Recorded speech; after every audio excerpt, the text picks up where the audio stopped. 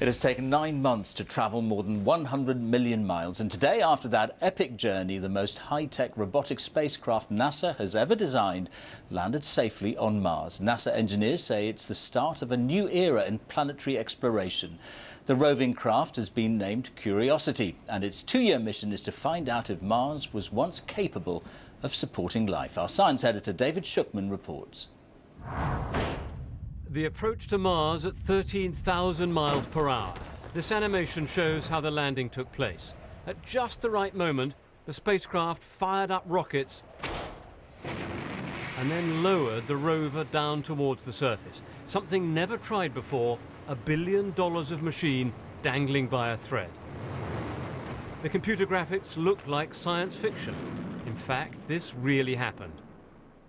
At Mission Control in California, the engineers had been dreading the tension of this moment until two magic words. Touchdown confirmed.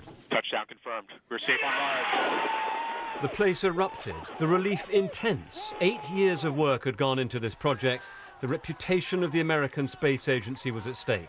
Time for a grand statement. Today, right now, the wheels of Curiosity have begun to blaze the trail for human footprints on Mars. Curiosity, the most sophisticated rover ever built, is now on the surface of the red planet. It's a spectacular view because you can see... In the first pictures to reach Earth, the rover cast a shadow on the Martian dust. Mars has been the graveyard for many spacecraft. Today, one made it.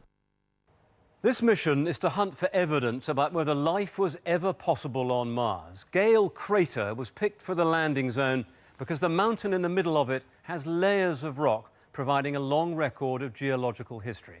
At the bottom are the sediments washed down by an ancient stream, a possible location for past life. Next up, clays. You only get them after long immersion in water. Then, up at the top, salts, usually found when rock dries out. Any of these layers could hold the chemical building blocks needed for anything that might have lived here.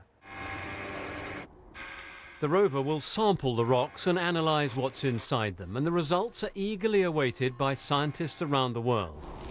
We really need to be able to touch the rocks. And in a sense, the rover is touching those rocks for us, sending back high-resolution imagery, much higher than you can obtain from satellites, that we can actually look at individual sand grains.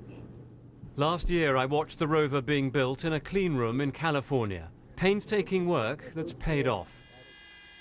And now the most intriguing question about Mars can be tackled.